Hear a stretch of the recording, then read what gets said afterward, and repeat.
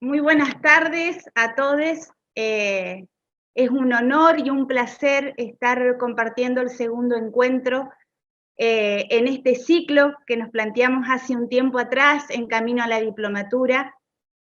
La verdad que no quiero repetir las palabras de una señora que para mí no es grata, pero sería como una mesaza esto. Tenemos gente muy linda en el panel, muy interesante, con producciones necesarias a la lectura, y porque consideramos que este camino implica justamente un devenir no solamente individual, sino también en lo colectivo, y eso colectivo tiene que ir acompañado por las instituciones.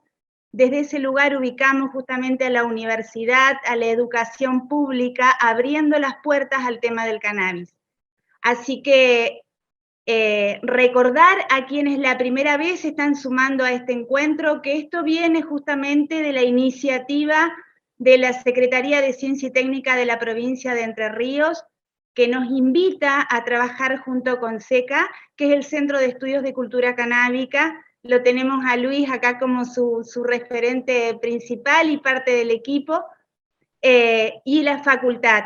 La idea de la diplomatura es justamente para el año que viene, y en camino a esa diplomatura pensábamos trabajar justamente la sensibilización, la sociabilización, ver cómo tomamos el tema de cannabis a nivel social y principalmente dentro de nuestra propia institución, ¿no? En el ámbito educativo. Repito algo que lo vengo diciendo y que capaz que por ahí se puede tomar como una muletilla, pero siento que este saber por ahí está más afuera que dentro de estos ámbitos. Entonces es necesario acercar este saber colectivo a lo académico, y en camino a esto estamos. Así que de mi parte, las gracias a todos, las gracias a los panelistas, las gracias al equipo de gestión que siempre acompaña de la facultad, Luis, Vicky, Emiliano, Juan, Fernando, Flor. Nada, a disfrutar de este encuentro, y que realmente pensemos que la amplitud de derechos, la ampliación de derechos y los saberes colectivos es el camino para una sociedad más justa. Así que nada, buenas tardes y gracias.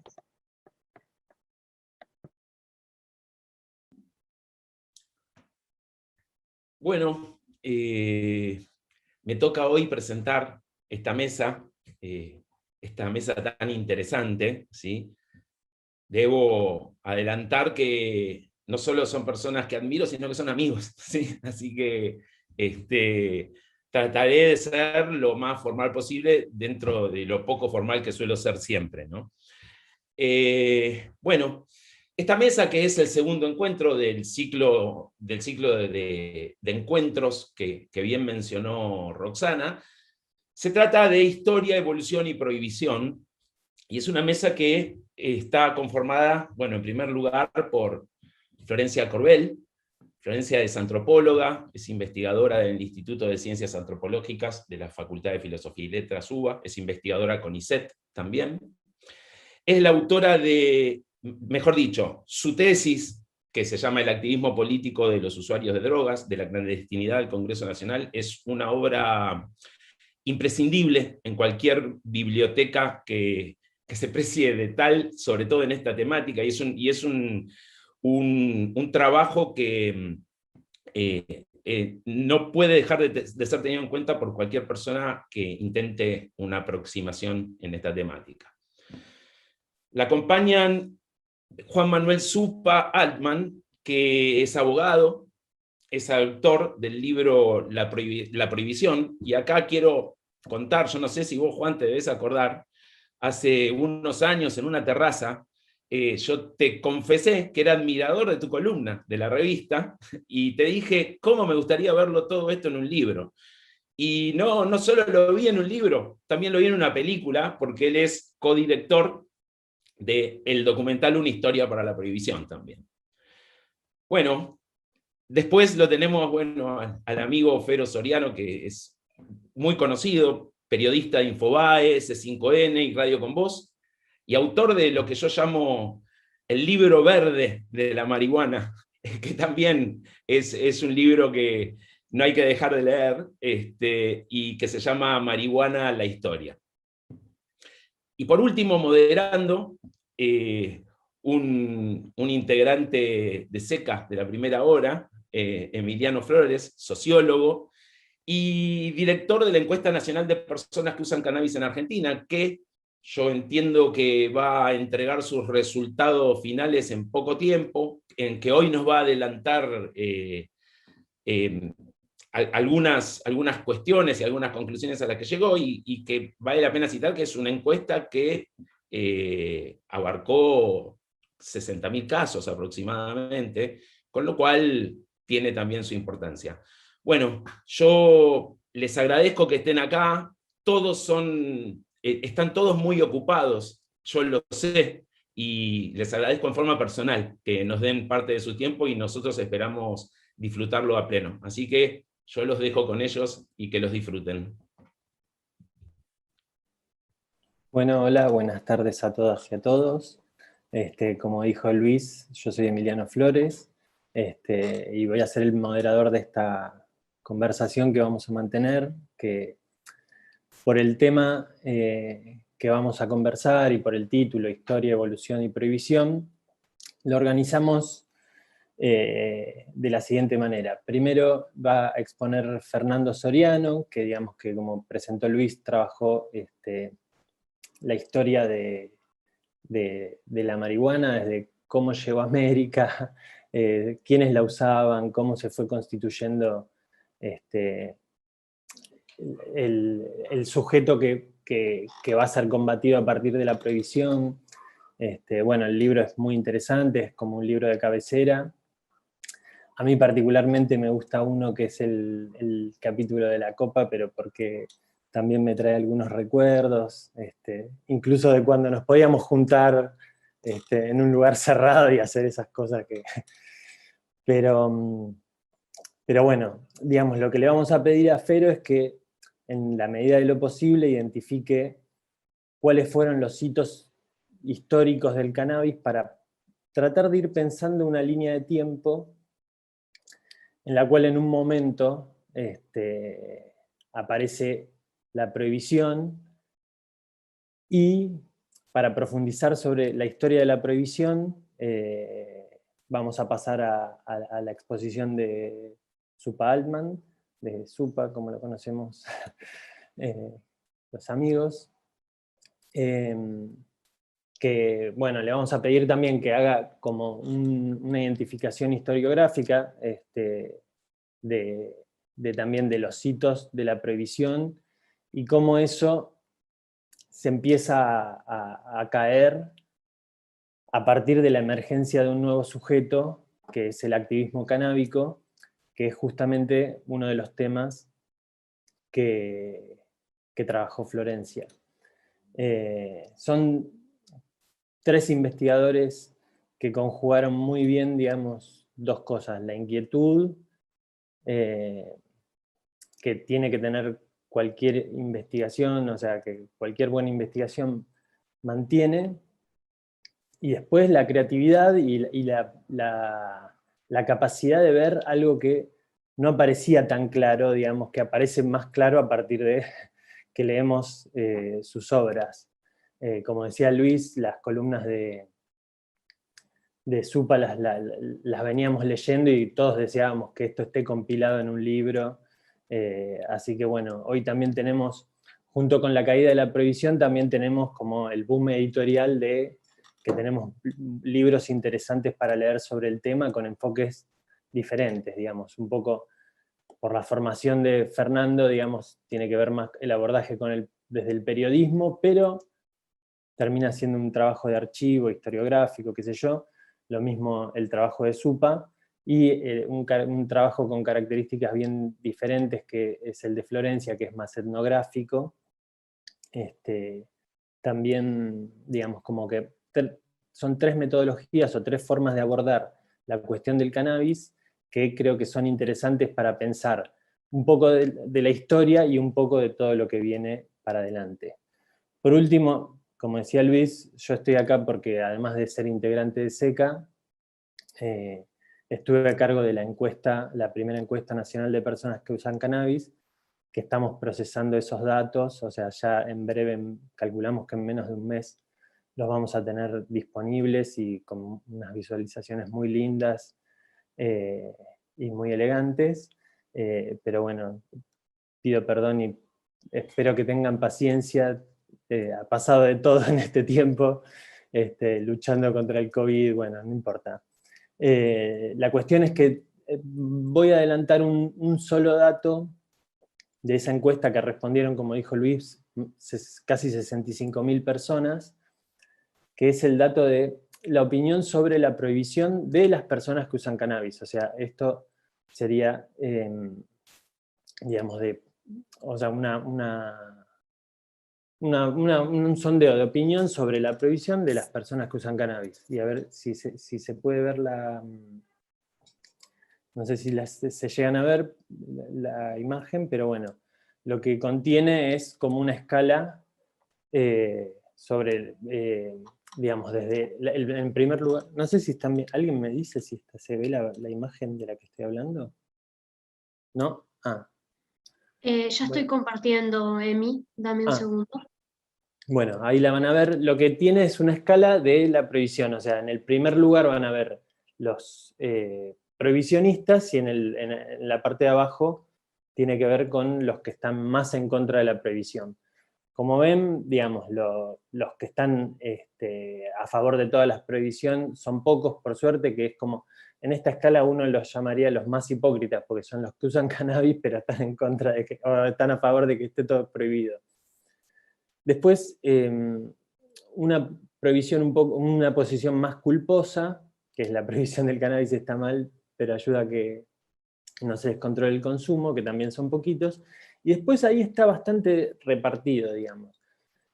Eso, digamos, es algo que se refleja también en muchos otros datos, digamos, que creo que refleja la diversidad de el público, de las personas que usan cannabis, digamos, que uno siempre trata de, porque hay muchas personas caracterizadas o porque uno se mueve en ciertos ambientes, como que cree que, bueno, que todas las personas que usan cannabis más o menos comparten ciertos valores y qué sé yo, pero bueno, a partir de la encuesta lo que estamos viendo es que todo esto es mucho más diverso de lo que uno podía esperar.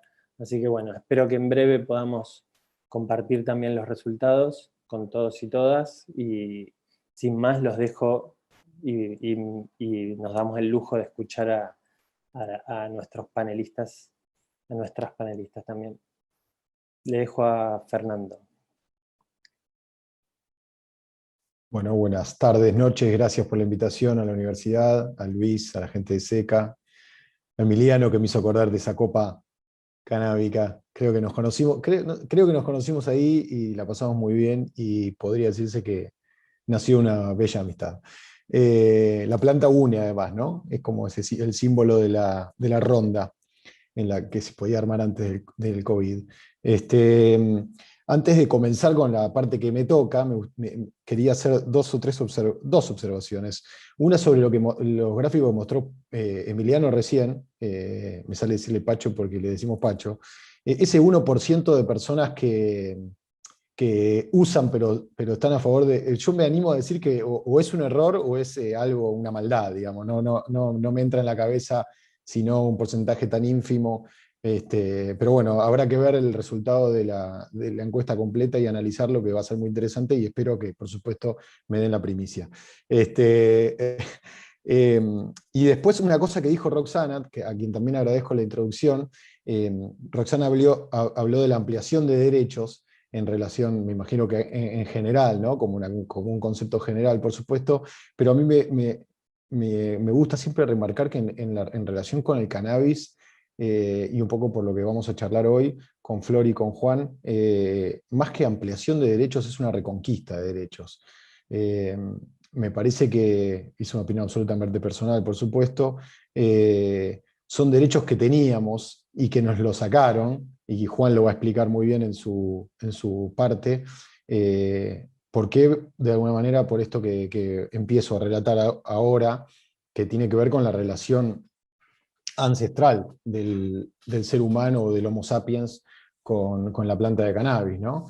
El libro verde que hice, como lo llama Luis, en realidad también fue una enseñanza para mí, digamos. Yo soy periodista, no tengo ninguna carrera universitaria, no tengo ninguna formación académica para investigar, me puse a investigar como periodista, o sea, con las precarias herramientas que tenemos, pero terminé, digamos, haciendo un libro que en gran parte, o sea, es un libro de historia y de historias, de alguna manera, con todo el respeto del mundo de los historiadores que trabajan de eso. Y me sirvió a mí para aprender, más allá de lo que yo ya venía sabiendo como lector de la THC, como lector de las columnas de Juan y todo el contenido de la revista, que fue y será pionera y clave, digamos, para esta revolución o para esta reconquista de derechos, ¿no?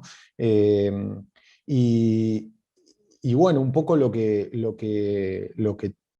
reconfirmé haciendo el libro de alguna manera es que para entender nuestro presente, y perdón si hay muchos universitarios académicos, y esto que digo es una obviedad, no lo es para mí, o no lo es tanto, para entender el presente y sus circunstancias es inevitable comprender lo que pasó y el pasado, y en el caso de la planta de cannabis es más llamativo todavía porque, como decía recién, la prohibición tiene 90 y pico de años, y si lo miramos a los ojos de la historia, si imaginamos una línea de tiempo en la relación entre el Homo sapiens y la planta de cannabis, la prohibición es un puntito minúsculo, ¿no? Que no existe y que ya se viene cayendo y se va a caer muy pronto, por lo tanto va a quedar como una pequeña mancha en una relación que, digamos, que ha sido en muchos aspectos trascendental.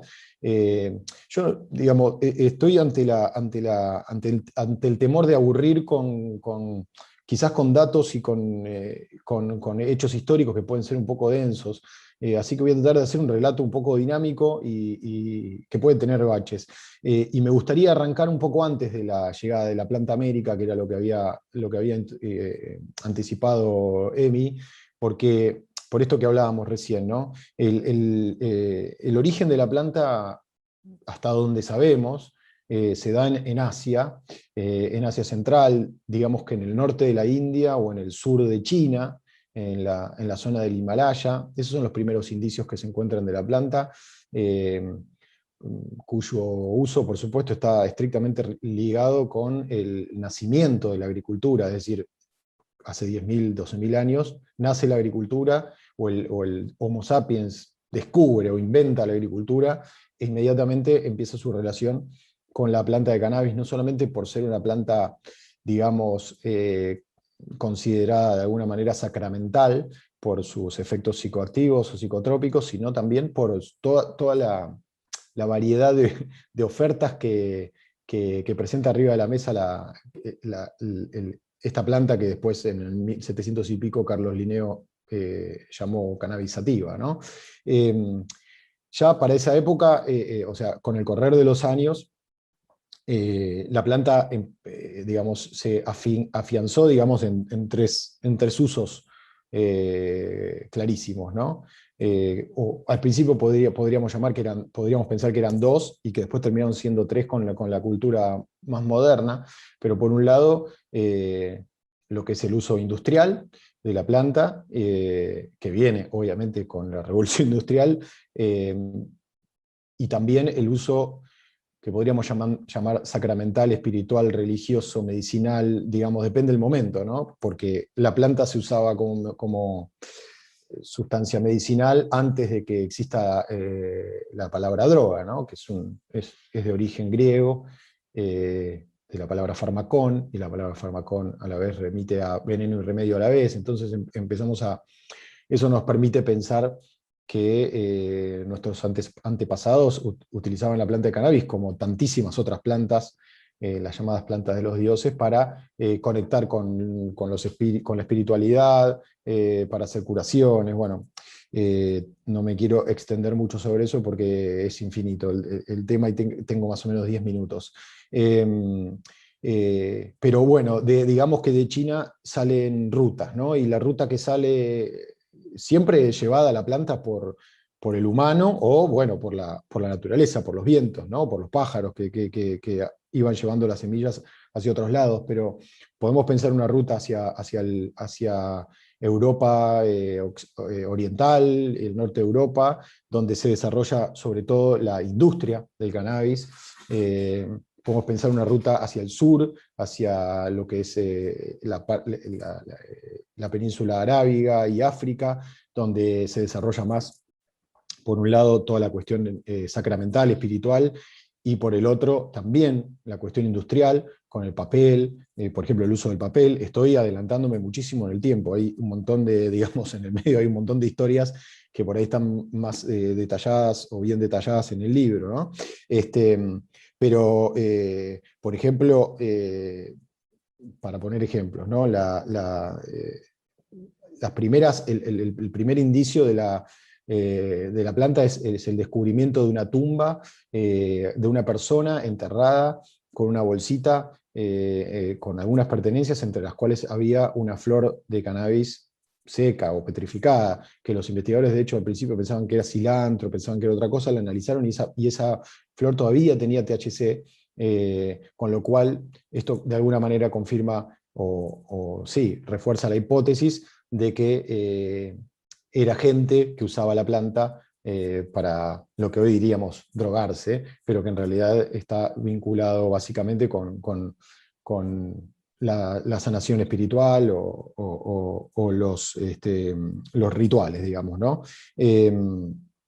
Digamos, buscar alterar la conciencia para de alguna manera responder las preguntas que nunca nos podremos responder. Pero a partir de ahí, de China, digamos, como les decía, sale hacia la India, sale hacia Medio Oriente, hacia Persia, llega al África, llega a Europa, y no sé, para poner ejemplos, la civilización asiria en el 600 a.C.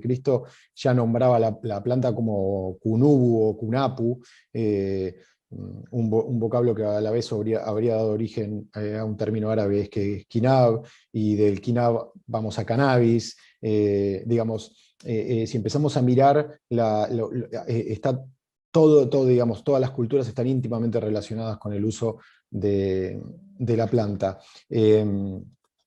Y bueno, a mí me gusta, digamos, hay toda una cuestión que tiene que ver con lo industrial, que por ejemplo, estoy acá mirando mis apuntes, en Europa en el año 1150 se instaló la primera fábrica de papel de Europa, con molinos de hilado, y todo eso se hacía con la fibra del cannabis. Como algunos probablemente sepan, Gutenberg imprimió la primera Biblia de 42 líneas sobre papel de cannabis. Los venecianos instalaron, a ver, hay otra no estoy hablando de lo medicinal o sacramental, que va en paralelo y desde antes, no estoy hablando de lo industrial, que además me parece un momento muy importante para mencionarlo ahora que está por salir o por llegar una ley al Congreso en relación con la industria del cannabis, ¿no? Pero la planta se convirtió en un elemento, en una materia prima esencial para la industria naval, y la industria naval era esencial para la economía del mundo, sobre todo de Europa, que digamos, era un continente básicamente pobre, sin demasiados recursos, y las naciones de Europa que se convirtieron en imperios necesitaban de las conquistas de otros territorios para hacerse con la materia prima. ¿Y de qué forma conquistaban otros territorios? Con la industria naval. ¿Y qué era esencial para la industria naval? ¿De qué manera llegó Colón a conquistar el territorio americano? Bueno, con la fibra de cáñamo, que era con lo que se hacían las sogas y las velas para la navegación. O sea, si nos ponemos a pensar en la creación de los imperios, que fueron determinantes para la civilización actual incluso, está el cannabis como algo fundamental. Al principio, por el año 1300, más o menos, 1320, la República de Venecia era el epicentro económico mundial. Y ellos instalaron su propia fábrica de cáñamo. En Italia se le dice canapa. De hecho, hay pueblos que llevan el nombre. Hay un montón de pueblos en todo el mundo que llevan en su nombre la palabra cannabis en el idioma que sea el pueblo al que pertenezcan. En ese momento en Venecia vivían 200.000 personas y ahí fabricaban las famosas jarcias venecianas, que tenían una calidad espectacular, y durante más o menos 3 siglos los mercaderes de Venecia controlaron el comercio del mar Mediterráneo, y los buques de guerra, bueno, hasta que cayó la ciudad en 1797 a manos de Napoleón. Bueno, la economía era esencial digamos, el cáñamo era esencial para la economía. Lo mismo pasó en Inglaterra, en Holanda, en España, en Portugal. De hecho, casi se desata una guerra entre Rusia y el Reino Unido por la dominación del cáñamo. Todo esto hablando de la cosa industrial nada más. Y yo les dije que mientras estoy buscando algunos datos que me parecen interesantes, ¿no? Por ejemplo, el rey Enrique VIII del Reino Unido, en 1533 decretó que los campesinos que no cultivaran cáñamo iban a ser multados, así de simple. Es decir, fíjense a lo que llegamos, ¿no?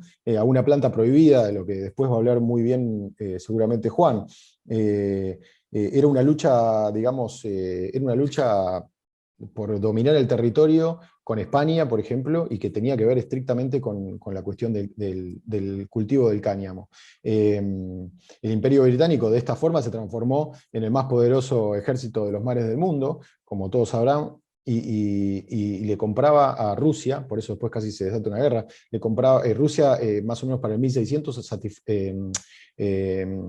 le vendía el 90% de su producción al Reino Unido. Es decir, que sin esto no hubiera existido el mundo tal cual lo conocemos probablemente. Eso por el lado industrial, y yo recién cuando les dije que en 1797 Napoleón conquistó Venecia, fue el mismo año que Belgrano escribió, ya vuelto de formarse en España, escribió en Argentina, en lo que todavía no era Argentina, sino en el Virreinato del Río de la Plata, 5 memorias, de las cuales una hablaba específicamente del cannabis, ¿no? Y recomendaba a la corona cultivar cannabis en este suelo para darle trabajo y comida al pueblo que él había encontrado a su vuelta de la formación en España muy, muy hambreado de alguna manera, ¿no? Pero ese no fue el primer intento de la colonia española de traer el cáñamo a América. Lo habían intentado desde 1500 y pico, porque no eran tontos los españoles, como venimos hablando, y lo habían intentado sin éxito. Incluso trajeron campesinos de la zona de Valencia para tratar de aprender a cultivar acá. Bueno, no lo lograron, solo lo lograron en Chile. En el resto de América lo intentaron de Cuba para abajo y no lo pudieron establecer. Y fíjense que Chile sí tuvo éxito con eso, y de hecho mantuvo una tradición cañamera hasta la dictadura de Pinochet, que barrió con todo desde el prejuicio de la lucha antidrogas que bajó Nixon, ¿no? Y no sé si me queda mucho tiempo, pero después viene toda la parte, digamos, del uso medicinal. Les voy a contar 2 o 3 cosas interesantes para no extenderme y no aburrir, pero que tienen que ver con el rol de la planta de cannabis y el misterio de la enfermedad, ¿no? Esto que decíamos de la enfermedad como la impureza, el terror que generaba en las poblaciones en la era de la premedicina, la enfermedad, que era considerada en esa época un castigo divino y que merecía una expiación que podía ser a través del sacrificio o de la fiesta, y para eso se usaba muchas veces el cannabis, ¿no? Fíjense que no es nuevo. La primera mención al uso medicinal data de hace 5000 años en un herbario chino que se llamaba Pen Sao Qing, que escribió el emperador Zheng Nun de China, y que él describió la planta como el supremo elixir de la inmortalidad. Fíjense también las palabras que utilizaban a lo largo de la historia quienes describen a la planta son evocaciones poéticas, son evocaciones que siempre remiten a la luminosidad, ¿no? Al fin del dolor. A mí esta parte de la investigación me encantó porque era de alguna manera una confirmación de lo que cada uno experimenta cuando consume cannabis, ¿no? Nunca hay una relación oscura, digamos, o demoníaca, que es lo que nos hicieron creer en los últimos años, sino que siempre hay algo relacionado con lo luminoso, con el fin del dolor, con la sanación. Por eso Yen Nun la llamó el supremo elixir de la inmortalidad. El príncipe Siddhartha, si algunos leyeron en la obra Cumbre de Hermann Hesse, Mahayana, que fue el príncipe devenido en Buda, estuvo 6 años bajo una dieta exclusiva que consistía en comer solo semillas de cáñamo, 6 semillas de cáñamo por día. Tengo un montón de esas historias, la relación hindú, la relación del pueblo hindú, de las religiones, por ejemplo, el Tratado de Nandakanda describe más de 50 preparaciones con la planta, y la llaman en su lengua Vijoya, que quiere decir fuente de felicidad, o Ananda, que quiere decir fuente de vida. Los asirios, que yo les dije que le decían Kunubu, la traducción de Kunubu es droga para la tristeza, ¿no? Fíjense que siempre hay una evocación luminosa de alguna manera. Y bueno, no me quiero extender porque me parece que me estoy yendo un poco al carajo con esta descripción. Solo 2 cositas breves. Hay una investigación de un colega canadiense que se llama Chris Bennett, que analiza la posible relación entre Jesús y el cannabis y la sanación de los enfermos que hacía este revolucionario, después utilizado por la Iglesia Católica para, bueno, conquistar ciertas almas temorosas de alguna manera. En los años 30 la profesora polaca Sara Benetova investigó la etimología de algunas palabras mal traducidas en el Antiguo Testamento, mal traducidas al griego, ¿no? Y ella encontró, y esto es lo que encontró Chris Bennett a la vez, ella encontró que está mencionada posiblemente el cannabis como cannabosom, que quiere decir caña perfumada en hebreo, y que era uno de los ingredientes de la Santa Unción, con lo cual nos hace preguntar, me imagino que ya estarán imaginándolo, si esas personas, no sé, a mí yo recuerdo las películas de Navidad de Jesús, ¿no? No tengo una educación muy católica, ni me interesa tenerla, pero recuerdo las películas de Navidad, ese Jesús rubio, tan heteronormativo, que hacía caminar a los enfermos, ¿no? Entonces, digo, quizás esas personas que no podían caminar y caminaban después de la Santa Unción de Cristo, eran simplemente reumáticos o artríticos, que les dolía la rodilla, y a Jesús le pasaba la Santa Unción y se le iba el dolor. Quién sabe si esas personas poseídas por el demonio, que temblaban con esto y necesitaban un exorcista, no eran personas que simplemente o no tan simplemente sufrían epilepsia, ¿no? Y que con la Santa Unción, que en definitiva probablemente fuera cannabis, se les calmaban esas convulsiones, ¿no? Que podían ser interpretadas en aquella época como el demonio dentro del cuerpo. Bueno, la verdad es que está lleno de historias, no me voy a extender porque no quiero aburrir, está lleno de historias, pero siempre me gusta terminar estas charlas con algo que investigó William O'Shaughnessy, que era un inglés que fue enviado a la India como parte del imperio. El tipo, no sé, investigó desde el cólera hasta instaló el telégrafo en la India, pero en un momento se dio cuenta del uso que los hindúes le daban al cannabis. Estamos hablando del año 1700 y pico, y entonces hizo una investigación muy, muy exhaustiva, muy profunda, creo que está completa en internet, y le envió a la reina Victoria un informe de muchísimas páginas donde explicaba un poco la cultura canábica que tenía el pueblo hindú. Fue él el que de alguna manera llevó las tinturas de cannabis a Europa, ¿no? Y por ejemplo, descubrió que los sanadores de la Ayurveda mezclaban la resina de la marihuana con manteca y creaban un remedio para los alterados, ¿no? Así le pone él. Entonces él, que era médico, empezó a probar con enfermedades como el reumatismo, la rabia y los convulsionantes.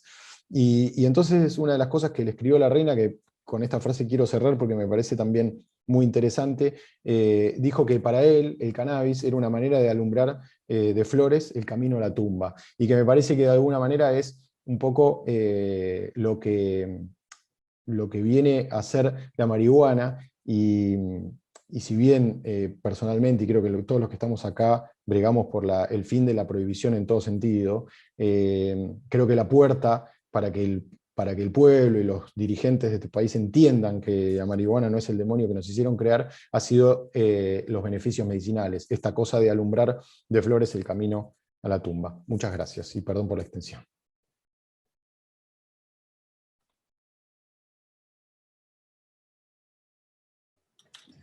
Bueno, muchas gracias, Fero. Muy interesante, la verdad. Me encantaría seguir hablando, seguirte escuchando, pero bueno, la verdad que tenemos también otros panelistas muy interesantes. Ahora le toca, venimos del elixir del bienestar a que nos explique por qué el cannabis entró en esa categoría de sustancia prohibida. Así que los dejo con Juan Zupa-Altman, todo tuyo.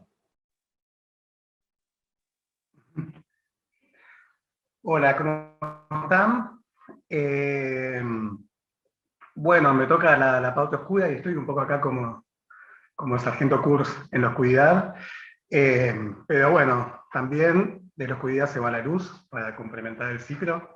Así que creo que parte de lo interesante de la charla de hoy es que se da en un momento en el cual, si bien estamos hablando del pasado y nosotros tres coincidimos en haber indagado ese pasado, estamos también con muchas preguntas y con muchas cuestiones sobre la actualidad y el futuro. Me disculpan que justo... Uy, mil disculpas. Sobre la actualidad y el futuro decía muchas preguntas, o sea que también se va a ir colando un poco esto. Discúlpenme, ¿eh?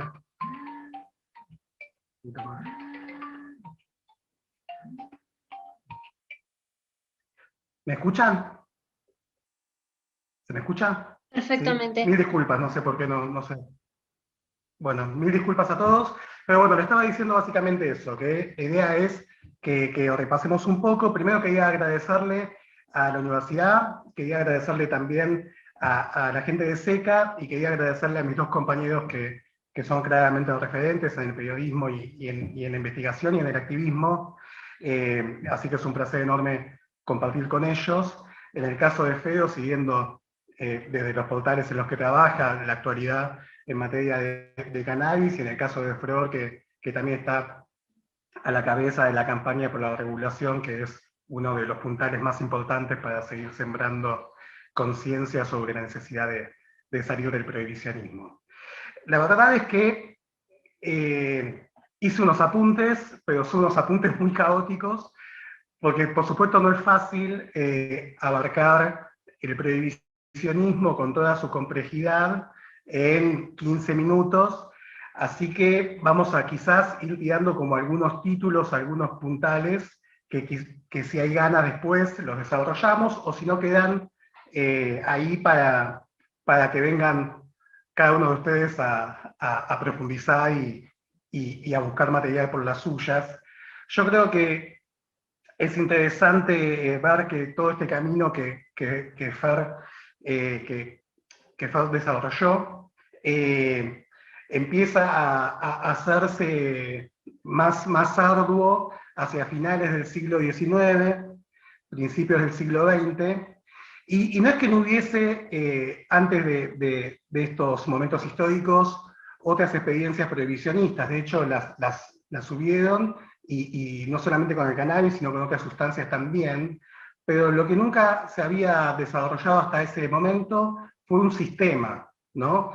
Hoy estamos bajo el Sistema Internacional de Fiscalización de Estupefacientes, que ha seleccionado una serie de sustancias y las ha puesto bajo control internacional de una serie de instituciones que tienen el monopolio de los datos y las licencias y las habilitaciones y lo que se puede o no.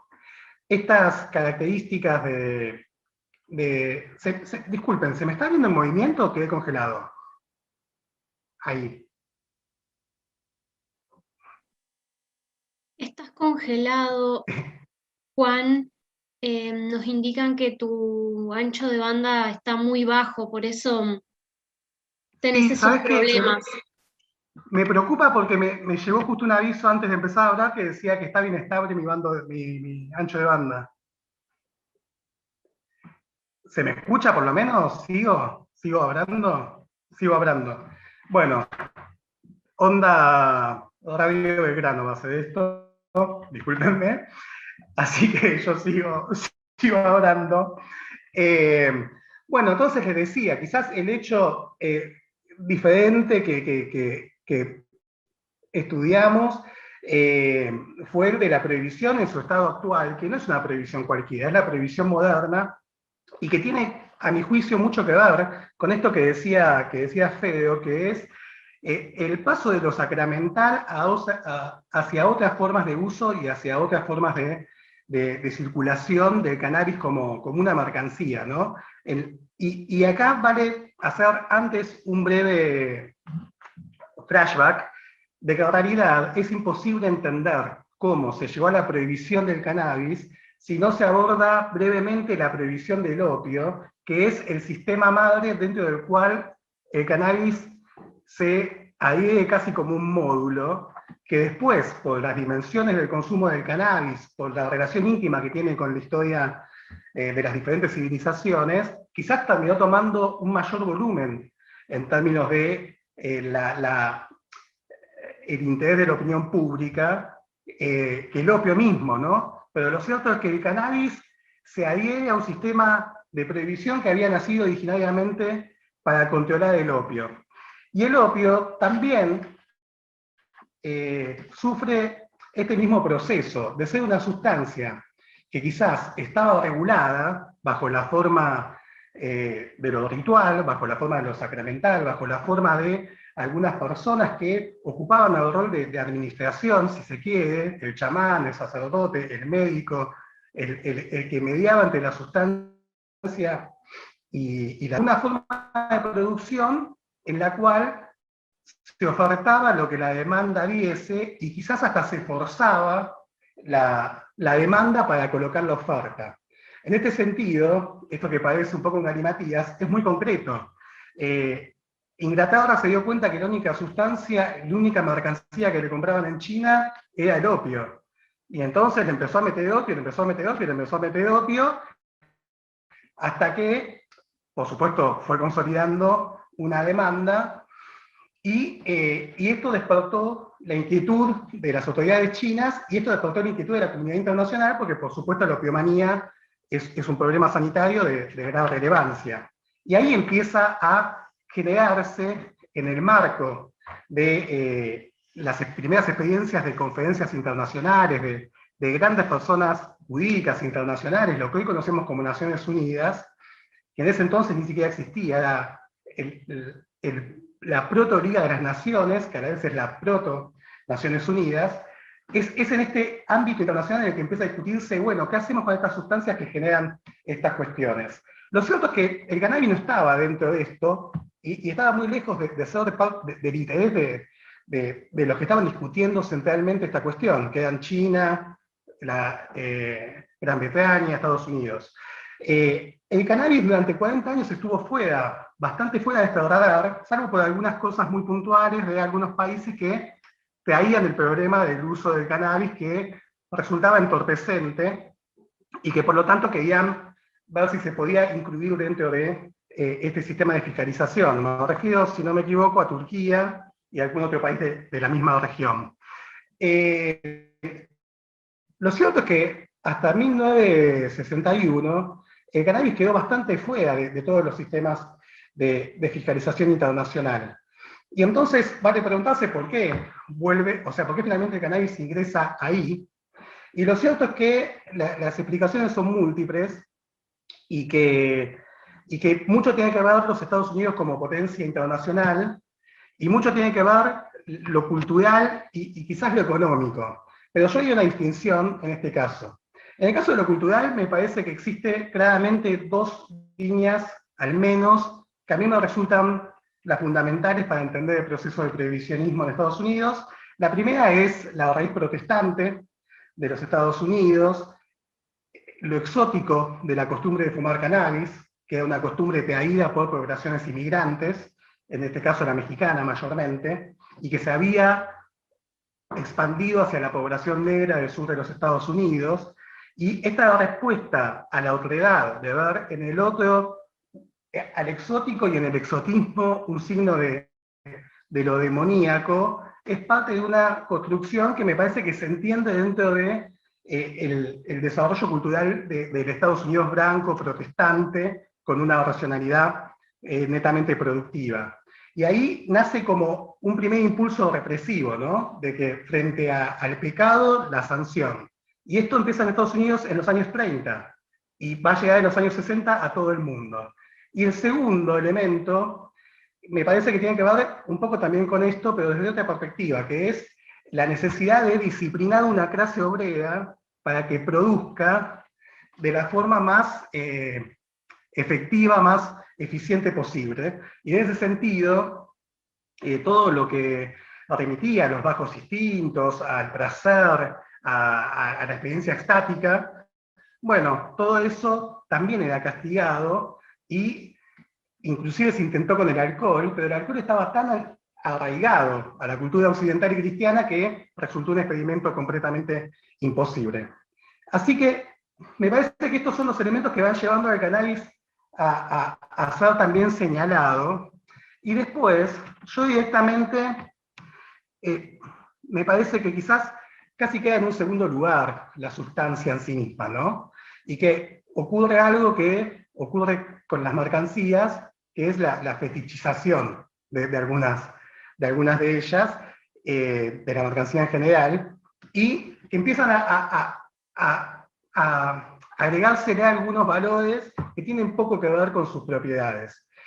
¿A qué me refiero? Me refiero a que hoy en día el prohibicionismo sobreviviente, es difícil creer que realmente vea al diablo en cada persona que fuma cannabis, ¿verdad? Algunos sí, pero yo creo que mayormente no. Es difícil creer que el jefe del Departamento de Estado de los Estados Unidos considera demoníaco o considera que es un entorpecente masivo el uso de cannabis. Y sin embargo el prohibicionismo sigue funcionando, es decir, hubo avances, que ahora podemos verlos un poco más, pero sigue en pie, sigue estando vigente el sistema internacional de fiscalización, y si bien el cannabis pasó de una lista de mayor control a una lista de un poco menos de control, sigue estando ahí. Entonces, ¿qué es lo que se tranza cuando se tranza el prohibicionismo alrededor del cannabis? Se tranza algo que ya tiene otra dimensión y que tiene que ver con un conjunto de relaciones geopolíticas, y que tiene que ver cómo, a través de la guerra a las drogas y del prohibicionismo, el poder del aparato de seguridad norteamericano logró echar cables y conectarse con el aparato de seguridad de diferentes países en América Latina, y consolidar una red de relaciones y una red de intereses que resulta útil a todo servicio, y que podemos ver en la historia reciente, Argentina, y podemos ver en la región, en países que lamentablemente están atravesando circunstancias muy difíciles, como Colombia en este momento, que esta conjunción, digamos, entre la guerra a las drogas con intereses geopolíticos pasa a un primer plano, y la cuestión del usuario de cannabis es completamente secundaria. Y de hecho, las políticas de rehabilitación, las políticas de atención, de reducción de daños, tienen presupuestos paupérrimos en todos estos países. Es decir, no hay una atención real para aquel que tuviese alguna clase de consumo problemático. Eso está muy dejado de lado en el concurso de la guerra a las drogas. A mí me parece entonces que este es un poco lo que podemos ver muy a grandes trazos del prohibicionismo, y quizás, tengo poco tiempo, detenernos en algunas cuestiones que tienen que ver con el pasado hoy en día. Es decir, nosotros vemos desde nuestra perspectiva lo que sucedió, y en un momento tuvimos tanto Flor como Fedro como yo que escarbar para ver cómo habíamos llegado hasta acá. En un momento en el que quizás la información no circulaba tanto, y que inclusive, fíjense que por lo menos mi investigación se dio en el marco de la revista THC, es decir, casi que tomó un tono desde el principio mismo de activismo. Era la voz de los que fumábamos cannabis, que buscábamos nosotros mismos las explicaciones, y en ese sentido queríamos crear la historia para ver por qué estábamos en este presente. Y ahora, un poco, sucede que, bueno, el presente es diferente que aquel, pero el pasado no se ha difuminado, por supuesto, sino que sobrevive de diferentes maneras. Hoy en día, Argentina atraviesa un proceso de transición, entiendo yo, que tiene por característica central una normativa completamente contradictoria, una normativa más caótica que esta exposición que estoy haciendo yo, una normativa que expresa que no hay una línea hegemónica, no hay una posición hegemónica en torno al problema de la regulación del cannabis. Por un lado está el fallo Arriola, por otro lado la ley sigue vigente. Por un lado está, no sé, la ley de salud mental, que dice que no se puede penalizar a las personas que tienen problemas de consumo. Por otro lado está la ley 23777, por un lado está el cannabis medicinal, por otro lado está el cannabis que sigue prohibido. Todo esto convive en un mismo país y en un mismo estado. Entonces, me parece que ese es el pasado que no termina de resolverse y que está presente. A mí me parece que se dan circunstancias que merecen un poco de atención, y quizás señalo tres y cierro para dejar que siga la charla. Una es que me parece interesante que este fenómeno no deja de ser un fenómeno sin menoscabar, ¿no? El activismo, la enorme responsabilidad de los movimientos de usuarios, de madres, de los derechos humanos que han puesto en el debate la cuestión del cannabis. No podemos ignorar que hubo un peso muy fuerte del cambio de situación en los Estados Unidos también, ¿no? Es decir, vamos llegando, todos los países de América Latina, a ponernos en orden de un fenómeno que tiene como epicentro los mismos Estados Unidos, que han empezado a revertir su prohibicionismo desde las entidades estatales, y que hoy en día están discutiendo en el Congreso de los Estados Unidos una norma que es la MORE Act, y que fíjense el nombre, que es marihuana, oportunidad y expungement. Expungement es como, no sé si hay una traducción literal al castellano, pero es como sacar la pena, ¿no? Y uno lee los argumentos de esa ley, de ese proyecto de ley, que tiene media sanción, posiblemente no salga por la mayoría republicana que hay en el Senado, pero uno lee los argumentos, y es una ley de resarcimiento histórico casi. O sea, está planteada casi como un resarcimiento histórico a la comunidad afroamericana por los daños que ha sufrido durante la guerra de las drogas. Sería, en caso de que salga, un reconocimiento del Estado, casi como el que le puede hacer un Estado hostil a una población determinada, como el que han hecho Estados modernos en relación a lo que actuó en la Segunda Guerra Mundial. Me parece que es interesante esto, porque habla de un estado de cambio, pero lo que hace a América Latina, bueno, también lleva a reflexionar sobre los términos en los que se va a dar este proceso, si es que solamente es un proceso reflexivo, o sea, de reflejo de lo que pasa en los Estados Unidos en este momento. Eso por un lado, y yendo concretamente a dos aspectos que tienen que ver con eso, es, bueno, la necesidad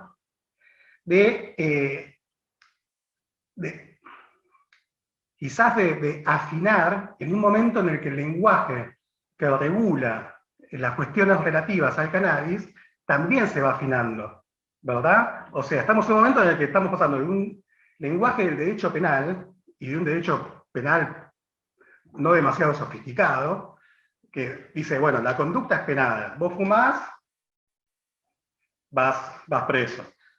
Vos tenés, vas preso. Estamos pasando del lenguaje del derecho penal al lenguaje del derecho administrativo, que es el lenguaje en el que el Estado se abre a sí mismo para ver qué hace con determinada cuestión, por lo menos en lo que hace al cannabis medicinal, ¿verdad? Y entonces ahí me parece que puede darse una situación en la que este abrace propio del Estado a sí mismo genere cápsulas de desarrollo del cannabis en algunos lugares que repliquen perfectamente la lógica de que hay un country en el que se puede cultivar y una gran sociedad en la que el prohibicionismo sigue, ¿no? Como una especie de territorio. En Jujuy la gente sigue teniendo problemas si la encuentran con cannabis en la calle. Pero el hijo del gobernador puede tener un proyecto con los canadienses para exportar cannabis, ¿verdad? Yo creo que este es el lenguaje, o este es uno de los problemas que hace necesario que no solo el activismo canábico, sino la sociedad toda, y cómo manejamos nuestros recursos naturales, aunque parezca un poco exagerado, pero cómo manejamos nuestras capacidades y nuestras potencias. Bueno, me parece que tiene que ver con el presente, pero también tiene que ver mucho con la historia, y quizás se me escapan diferentes cosas que tenía pensado decir, pero básicamente quería como dejar esas reflexiones, que hemos avanzado, estamos en un estadio completamente diferente y con nuevos desafíos, pero que es todo un universo que quizás va a requerir hasta de mayor agudeza para poder identificar cuáles son los desafíos que tenemos a futuro, y que ya no solamente comprometen a los usuarios, sino que hacer un tema público compromete al conjunto de las personas que habitamos acá, y que ojalá, como decía Fedor, una ley venga a ordenar un poco todo esto y a darle un poco de racionalidad, porque hay como una política del tiburón que busca el franco de parte del prohibicionismo, de fiscalías que siguen funcionando igual, de comisarías que siguen funcionando igual, inclusive en casos de personas que tienen autorización para plantar cannabis con fines medicinales. Así que, bueno, espero que se haya escuchado ágil. Muchas gracias y dejo la palabra. Gracias, Juan. No, se escuchó bien, se entendió, me parece que muy interesante el diagnóstico sobre todo de la coyuntura actual. Así que creo que dejaste ahí abiertas como un par de preguntas, seguramente las iremos retomando, pero bueno, vamos a escuchar primero a Florencia, que bueno, digamos, como que es la persona que estudió el sujeto emergente de la... digamos, sí, sería el sujeto emergente o uno de los sujetos emergentes de este marco regulatorio en el que entró el cannabis. Así que los dejo con Flor. Hola, bueno, muy buenas noches a todos y todas. Bueno, como les decía recién Emiliano, me toca contar un poco lo que es la historia del activismo canábico.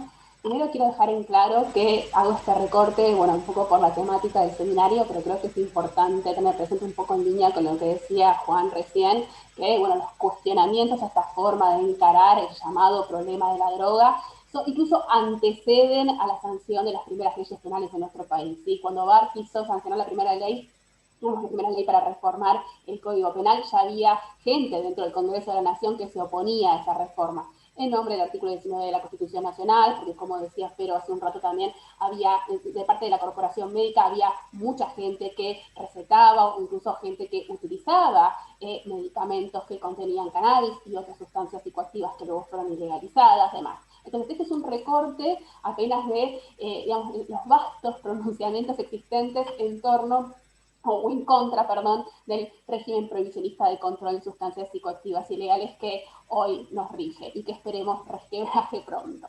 Bueno, La historia del movimiento canábico argentino sí data de principios de este siglo. Igual siempre que doy estas charlas a mí me gusta introducir un poco cuáles son las trayectorias de lucha previas de las que se nutre este activismo canábico, este movimiento canábico argentino. Me refiero por un lado a lo que es la historia de los autoproclamados militantes de la marihuana, que se enmarcó un fuerte movimiento contracultural en Argentina en la década de los 80, y por otro lado a la historia de los usuarios de sustancias psicoactivas por vía inyectable viviendo con VIH-Sida. Con respecto a la primera trayectoria de lucha, voy a ser muy breve porque es casi esquemática, porque no voy a estar horas hablando. Podemos decir que se da, como decía recién, en el marco de un fuerte movimiento contracultural en la década de los 80, que tiene como epicentros las ciudades de Rosario y Buenos Aires. Para los integrantes de este movimiento contracultural, para parte de ellos, ¿sí?, el uso de sustancias psicoactivas ilegales era una forma más de cuestionar la modernidad reinante, ¿sí? El uso de sustancias psicoactivas aparecía vinculado a un estilo de vida, al viaje espiritual, al rock y a la fiesta, muy en línea con lo que ocurría en la década ya de los 60 y los 70. Pero a diferencia de lo que ocurría en las décadas anteriores, por primera vez, además, el uso de sustancias psicoactivas va a aparecer vinculado a un cuestionamiento de determinadas facultades de detención policial. Me refiero a los edictos, a las racias y también las detenciones por igualación de antecedentes.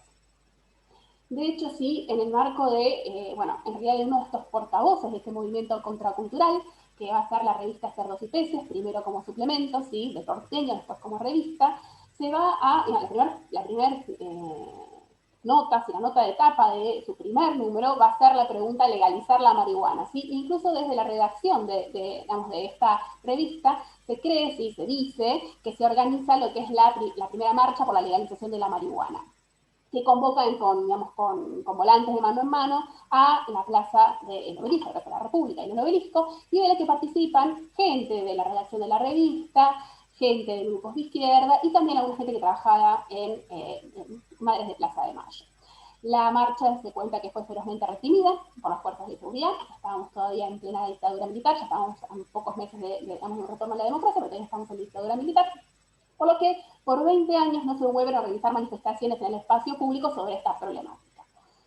De todas formas, sí, la revista Cerdos y Peces, aquel que la puede conseguir, va a ver que de manera continua va a seguir retomando este tema, ¿sí?, de diferentes formas, o informando acerca de los usos, o denunciando prácticas policiales, o incluso también denunciando la connivencia de ciertos sectores del arco político con determinados grupos narcotraficantes, ¿sí? Y también tenía un espacio que se llamaba consultorio jurídico, donde se informaba las formas en que se aplicaba la ley de drogas en aquel momento vigente, que es la antecesora a la actual, que es la 20771.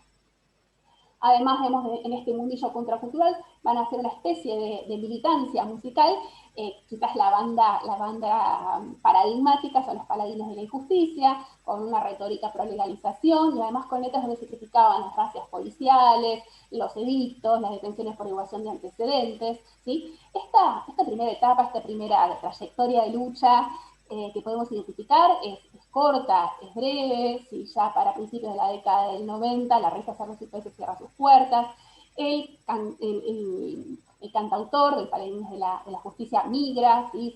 se migra a Europa. Él comenta que producto de una serie de amenazas que recibe a partir de que sale a comentar en una nota de Suplemento Radar, de página 12, las prácticas que llevaba adelante con la banda, ¿sí? Y tenemos entonces la otra trayectoria de lucha, la de los usuarios de drogas por vía inyectable viviendo con VIH-Sida. Esta trayectoria es bien diferente. O sea, sí, de los militantes de la marihuana, ¿sí?, apuntaban a una modificación de la ley vigente y a denunciar prácticas policiales, en esta otra trayectoria de lucha el esfuerzo va a ser bien diferente, va a ser de intentar articular la escasa oferta asistencial existente, que todavía era de corte asistencialista, con toda una serie de demandas de corte asistencialista que venían llevando adelante otros sectores sociales en relación a la expansión de la epidemia de VIH-Sida. Ahora bien, a diferencia de estos otros colectivos que también luchaban por conquistar derechos identitarios, nos vamos a encontrar con que los usuarios de drogas inyectables van a intentar borrar toda huella, ¿sí?, que delatara la persistencia del uso de sustancias psicoactivas ilegales. ¿Cómo explicar este rotundo cambio? Bien, hay varios factores que entran en juego, ¿sí? Uno de ellos tiene que ver con el cambio en las condiciones de vida en aquel momento, pero también en un cambio importante en el mercado y en los usos de sustancias, que va a llevar también a un cambio en las representaciones en torno a los usuarios de estas sustancias. Es decir, el estereotipo del usuario va a dejar de ser el joven de clase media que hace usos de marihuana, anfetaminas y LSD para ampliar la conciencia o para concentrarse para estudiar, para pasar a ser cada vez más el joven de sectores populares que usa cocaína y en ocasiones por vía inyectable. Además, junto con esto, ver que las drogas, ¿sí?, como problema social, van a entrar de lleno en la campaña electoral, como nunca antes había ocurrido. Tenemos que en un sector del arco político van a culpar a determinados caudillos provinciales, ¿sí?, de sus vínculos con el narcotráfico, mientras que los acusados y otros autoproclamados adheridos de prohibicionismo, tal vez les resuene Viroli, de Fleco y Male, Lestelle y demás gente, ¿sí?, van a intentar culpar a las drogas de todos los males sociales. Y le hacen una feroz campaña mediática en donde van a reactualizar viejos estereotipos que pensaban sobre las juventudes, sobre todo de los sectores populares, pero le van a agregar en la ecuación drogas, ¿no? Entonces esto va a cristalizar en la ecuación drogas, juventud, delincuencia, pobreza. Y va a dar renovado vigor al paradigma prohibicionista. Ahora, como si esto fuera poco, también a fines de la década de los 80, tenemos que aumenta la cantidad de diagnósticos en personas usuarias de drogas que tienen VIH-Sida. Entonces, aquí, digamos, la construcción del complejo biomédico VIH-Sida, ¿sí?, va a reforzar los estereotipos y la discriminación que ya pesaban sobre estos sectores sociales, ¿sí? Esto va a llevar a que en muchos casos los usuarios de sustancias psicoactivas ilegales se acerquen a los efectores de salud cuando estaban con cuadros clínicos de gravedad y donde muchas veces la muerte realmente era un fin inexorable. Ahora bien, pese a esto, sí, ciertos grupos de usuarios de sustancias psicoactivas ilegales van a intentar agruparse. De todas formas, las demandas de estos sectores van a quedar invisibilizadas dentro del grupo más amplio del que participaban. Me refiero a las personas viviendo con VIH-Sida, en donde primaban, ¿sí?, sobre todo las identificaciones ligadas a digamos, identidades de género y sexuales. Muchas personas digamos, que vivían con VIH-Sida también eran usuarios de drogas, sí, pero muchas preferían identificarse mediante estas otras ascripciones y no por el uso de drogas debido a la estigmatización y discriminación que pesaba sobre los usuarios. Afortunadamente, sí, a fines de la década de los 90 se van a financiar, en línea con las políticas neoliberales del momento, por supuesto, programas de reducción de daños destinados a usuarios. El apoyo, respaldo que reciben los usuarios de estos programas de reducción de daños va a terminar cristalizando en la creación del primer club de usuarios, que va a estar localizado en la ciudad de Rosario, y que poco tiempo después va a redenominarse RADUR, Red Argentina por los Derechos de los Usuarios de Drogas. Este colectivo, poco tiempo después de conformarse, va a organizar junto a ARGA, que es la Asociación Argentina de Reducción de Daños, responsable de uno de esos proyectos de ejecución de proyectos de reducción de daños, lo que va a ser la primera edición local de la Marcha Mundial de la Marihuana, ¿sí?, que se celebra en Rosario, en la ciudad de Buenos Aires. Esto es diferente del primer invento argentino en el 83, ¿sí?, sino que esta va a ser la primera edición local de un evento que se realiza de manera global en diferentes partes, en diferentes ciudades, en realidad de todo el mundo, y que en Argentina se va a organizar por primera vez en el 2002. Bien. El evento digamos, no tiene, bueno, se realiza en Rosario y en Buenos Aires y digamos, no tiene gran convocatoria, pero sí para los usuarios es un paso, digamos, importante porque nuevamente sí manifiestan sus demandas en el espacio público. De todas formas, al mismo tiempo que van conquistando nuevamente esos espacios de demanda, lo cierto es que también comienzan a modificarse los usos de sustancias. ¿Sí? Estamos en un momento en el cual, sea producto del susto del SIDA, de la efectividad de los programas de reducción de daños, o incluso por la mala calidad de las sustancias que llegaban al país, producto de la crisis económica que atravesamos, lo cierto es que el uso de drogas por vía inyectable está en franco declive y comienzan a perfilarse dos perfiles, perdón por la redundancia, de usuarios bien diferentes. ¿Sí? Jóvenes sectores populares consumiendo sustancias cada vez de peor calidad y jóvenes sectores medios y altos, ¿sí? Haciendo uso de, por ahí continúan haciendo uso de cocaína, pero ya en menor medida por vía inyectable, también aparece, digamos, mayor uso de cannabis y en la década siguiente se popularizan el éxtasis, el popper y otras sustancias.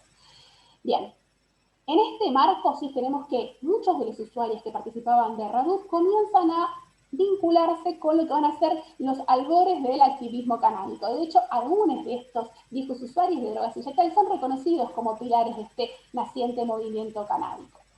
Como decía, el activismo canábico data de principios de siglo, ¿sí? Y en ese momento, recordando un poco lo que decía recién Fero, los espacios de socialización eran ínfimos, ¿sí? Uno eran los foros, no existía Facebook, no existía WhatsApp, ¿sí? Otro espacio eran los comercios clandestinos que tenían con las persianas bajas, ¿sí? Eran los grow shops, muy poquitos grow shops que tenían con persianas bajas y que había que saber dónde quedaban, ¿no? Obviamente, para poder ingresar. Y después los otros grandes espacios eran los campeonatos de, digamos, de las copas, las catas, las cannabis parades y demás, que eran de dificilísimo acceso para los usuarios y cultivadores, ¿no? Realmente hay muchas descripciones, son todas casi surrealistas, pero el que los vivió sabe que son así, ¿sí? Era complicadísimo llegar y había muchas medidas de seguridad para poder ingresar y permanecer en esas reuniones. Bien.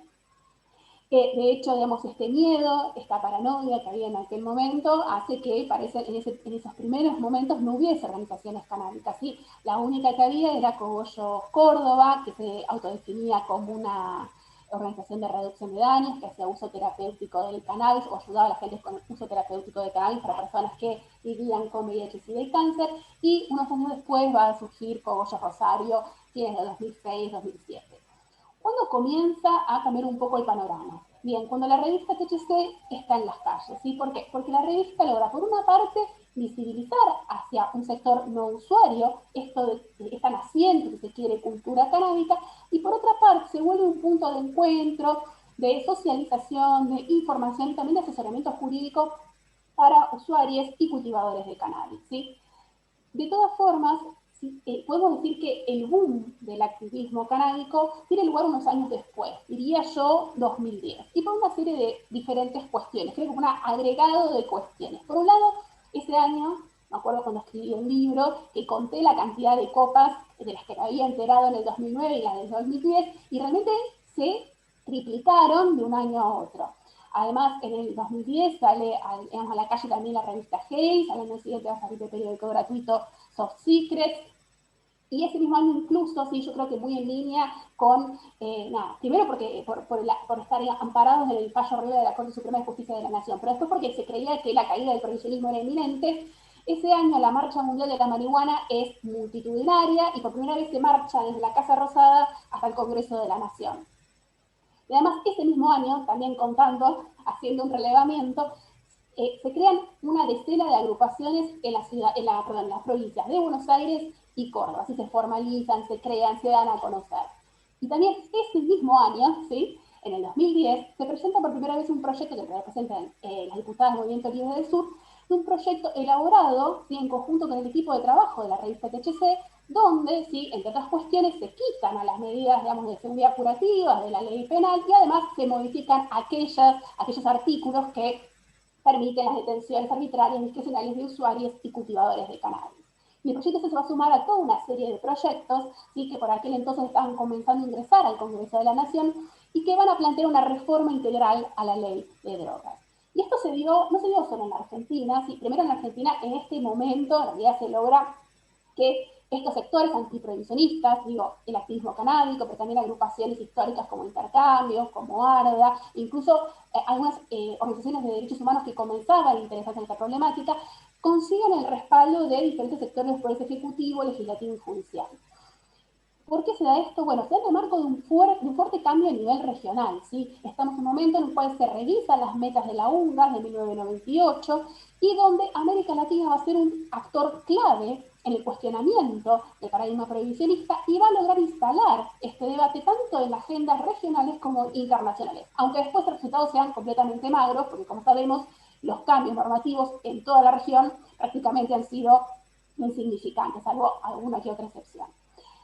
Lamentablemente, a nivel local, este debate no llega a buen puerto, ¿sí? Se trata de agilizar el prohibicionismo, lo de instalar como falso prerequisito para reforma de la ley penal, la creación de un plan integral de abordaje de los consumos problemáticos, y cuando se sanciona el plan en 2014, después lo cierto es que nunca más vuelve a debatirse una reforma integral de la ley de drogas.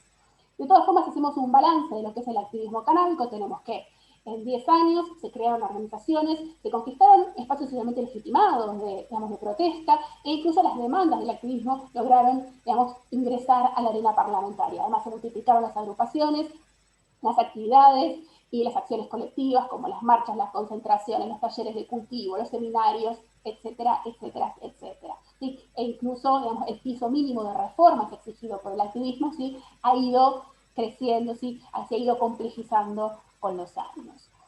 En el 2015, ¿sí?, se produce un nuevo punto de quiebre en lo que es el activismo canábico, producto de la rápida difusión, ¿sí?, de lo que son los usos terapéuticos del cannabis.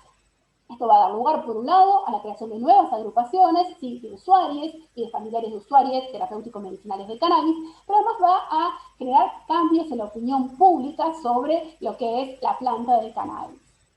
¿Qué ocurre con el activismo canábico de larga data? ¿Sí? En primer lugar, no lo pude desarrollar, pero quiero aclarar que la demanda por usos terapéuticos medicinales de cannabis no data de 2015, ¿sí?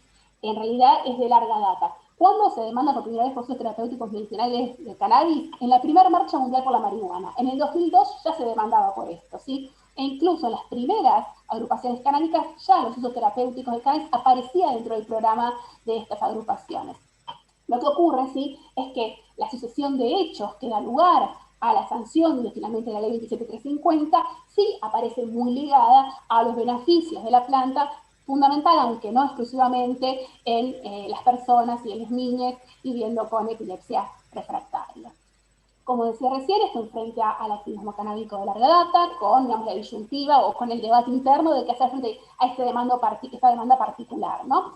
Algunas agrupaciones van a acompañar el reclamo y otras, digamos, muchas van a reorganizar, ¿sí?, sus objetivos y van a comenzar a responder, ¿sí?, a la demanda creciente, sobre todo de adultos mayores, en torno a los usos terapéuticos de la planta, ¿no? Dando información, ofreciendo asesoramiento tanto en lo que respecta al cultivo como a la preparación de derivados, y también una parte importante del activismo canábico va a destinar una parte sustancial de sus cultivos, ¿sí?, con fines solidarios.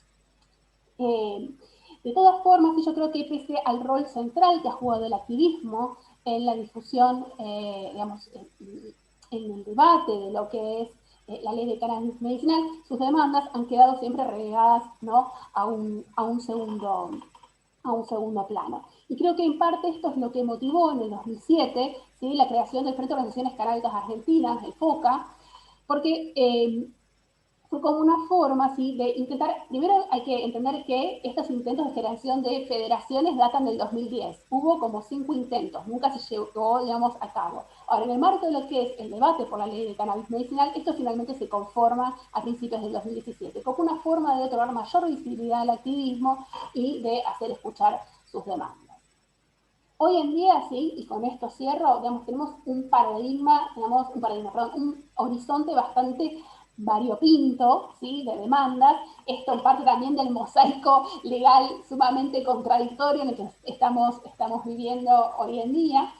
Pero bueno, por un lado tenemos como para relatar la reciente reglamentación de la ley de cannabis medicinal, ¿sí?, que fue un proceso que en primer lugar contó con la participación de científicos, organizaciones de la sociedad civil, en el marco de lo que es la red de cannabis y sus usos medicinales del CONICET, la RACME, y en segundo lugar, digamos, hubo un actor clave que fueron las organizaciones de la sociedad civil que conforman parte, digamos, de lo que es el Consejo Consultivo Honorario.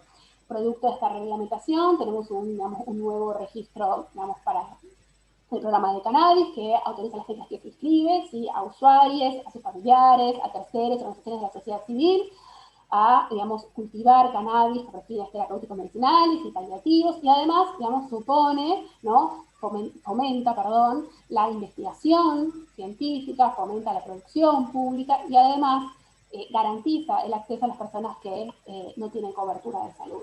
De todas formas, digamos, el REPROCAN fue recientemente implementado, sí cuenta con algunas dificultades que salieron, digamos, publicadas hace un tiempo en un comunicado de las organizaciones que conforman el Consejo Consultivo Honorario, y además, como decía recién Juan, y haciéndolo un poco más gráfico, hace apenas 2 días, creo, ya perdí la cuenta, y con la pandemia no ayuda, una persona correctamente inscrita en el REPROCAN no solo fue allanado, sino que todas sus plantas fueron secuestradas, ¿no? Incluso, estando correctamente inscrito en el REPROCAN, y digamos, alertando a las fuerzas de seguridad que esto era así, incluso estando el juzgado de turno, digamos, notificados sobre estas cuestiones, procedieron con el allanamiento y el secuestro de las plantas. Por otra parte, digamos, como para completar este panorama, tenemos que en algunas provincias se ha avanzado con la adhesión a la ley de cannabis medicinal y que varias agrupaciones canábicas han acompañado, guiado ordenanzas que se han sancionado en una veintena de municipios, de ciudades. Por otra parte, bueno, a nivel de cambios tenemos la reciente resolución que se ha firmado entre el Ministerio de Salud, el INASE, para, digamos, de blanqueo de semillas, para decirlo en criollo, ¿no? Que permite la inscripción de las semillas de los germoplasma local, de cannabis sativa.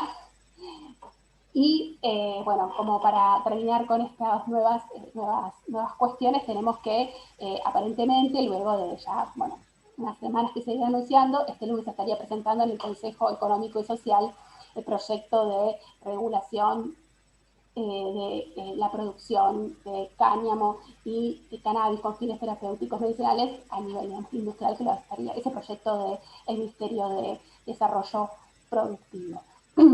Quiero también, y con esto finalizar, como una de las, digamos, últimas cuestiones que hoy en día están en escenario, tiene que ver con que en el marco de un cambio de gobierno también han reverdecido estas demandas de reglamentación de la ley de, perdón, reglamentación no, de la regulación integral del cannabis. FOCA ha lanzado la campaña Cannabis al Congreso, y también se ha que demanda fundamentalmente a los legisladores que traten los proyectos que están con estado parlamentario, y también se ha creado otro espacio, ¿sí?, que es el Acuerdo por la Regulación Legal del Cannabis, en donde, digamos, que como novedad nuclea no solo organizaciones canábicas, sino también organizaciones de la sociedad civil y organismos públicos, y que tiene como objetivo crear un proyecto de regulación del cannabis para uso adulto y de descriminalización de las conductas asociadas al consumo, ¿no? Una reforma más integral de la ley de drogas. Bueno, como ven, el escenario es variopinto, hay varias cuestiones que no pude desarrollar, pero bueno, ya hablé creo que horas. Así que me callo y dejo para preguntas.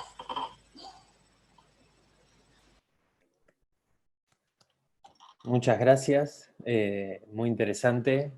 Creo que se ve, digamos, yo obviamente no tengo tan presente la historia previa a los 2000, pero digamos, cómo se va dando el cambio a partir de los 2000 y cómo va apareciendo esa especie de orgullo canábico, digamos, y después como el enlace con lo medicinal, realmente muy interesante. Mientras invitamos a todos los que nos están siguiendo desde el canal de YouTube a que nos acerquen las preguntas a través del chat, voy a empezar yo preguntándole a los tres, digamos, una inquietud un poco personal, pero creo que también puede ser interesante, que es cómo les cambió su objeto de estudio a partir del desarrollo de la investigación. Si lo pueden decir en un minuto o algo así, mientras esperamos a ver si alguien nos acerca preguntas al chat.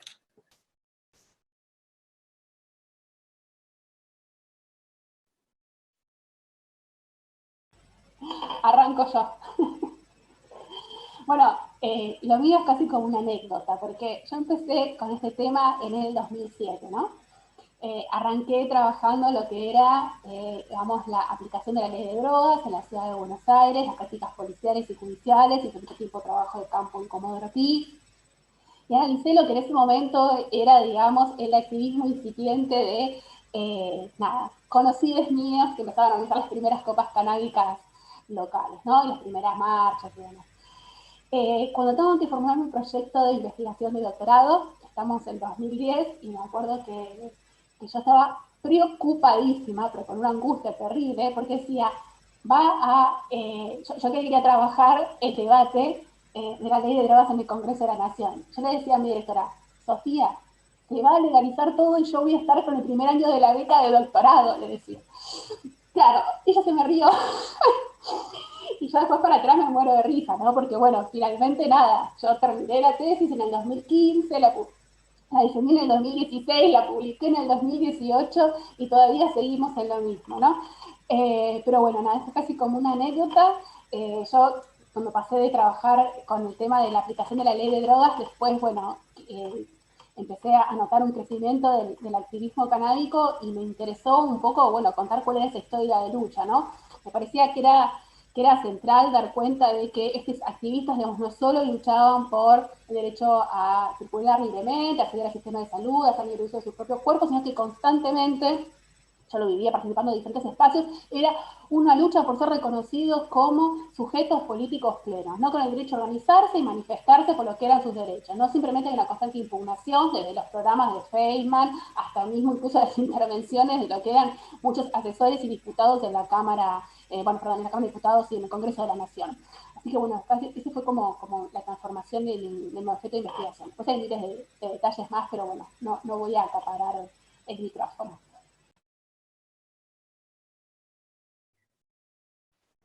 ¿Alguien quiere complementar? Ahí se... Voy.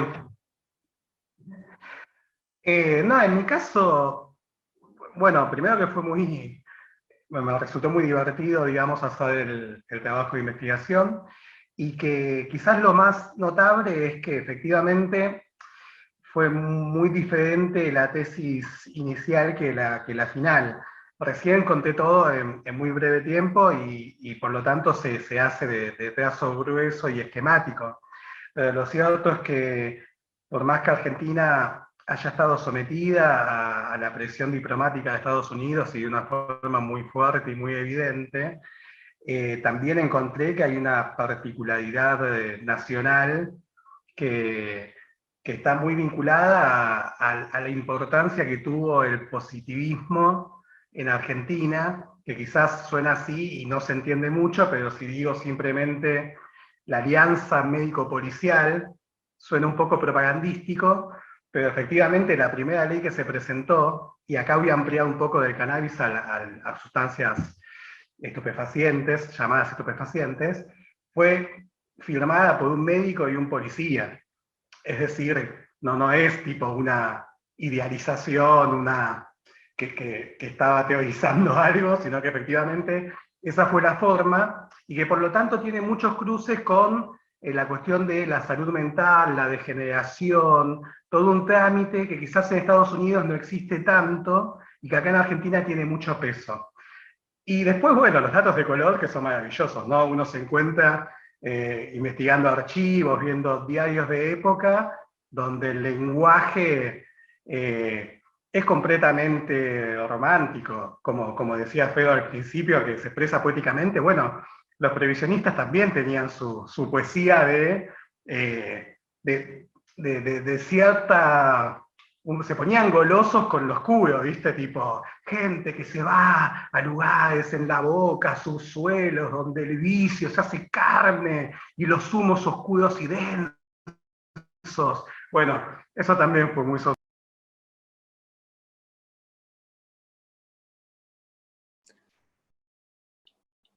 Gracias, Juan. No sé si Fero querés decir algo.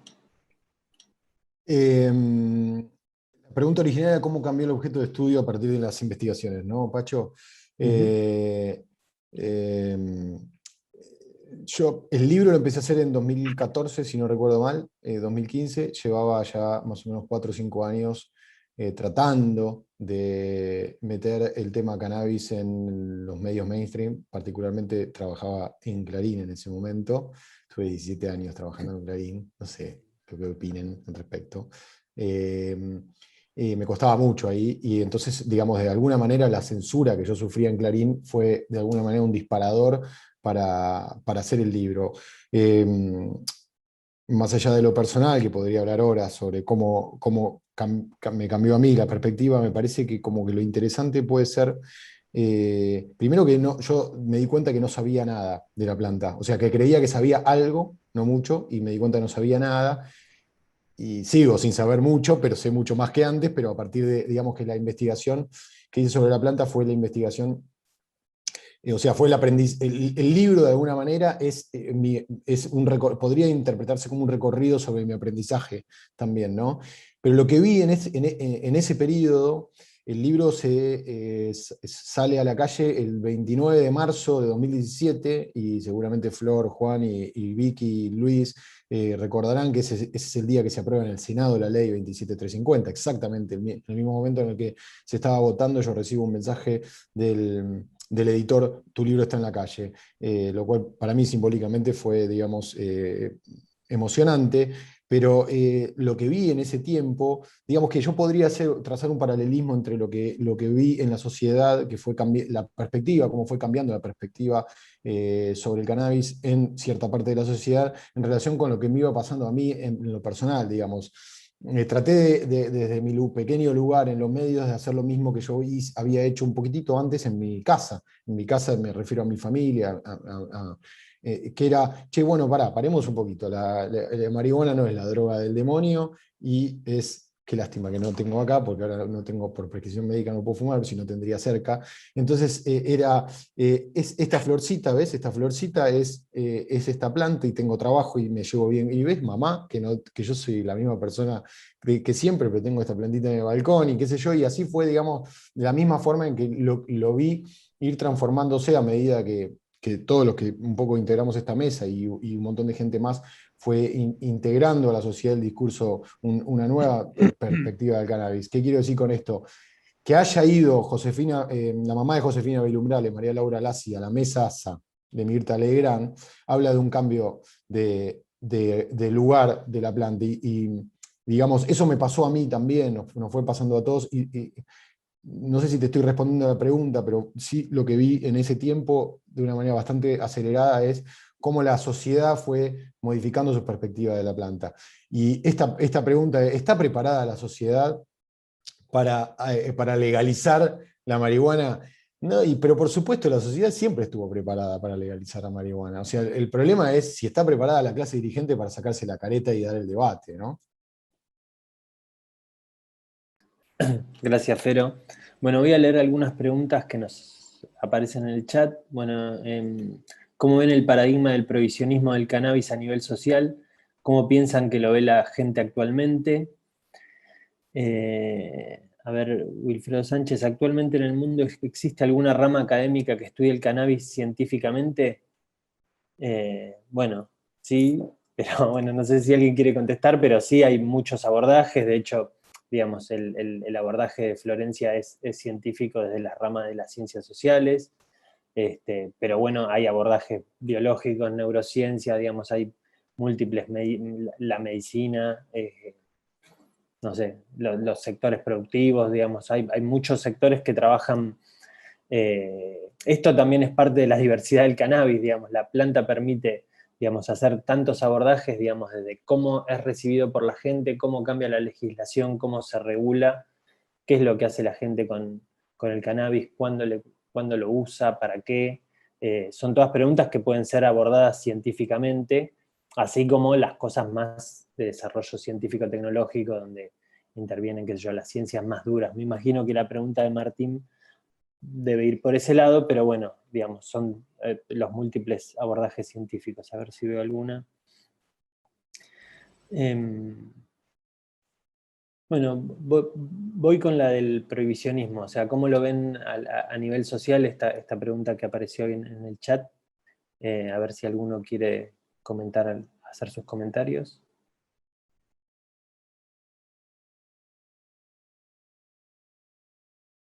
A ver, voy yo. Bueno, ahí está. Juan, ¿querés?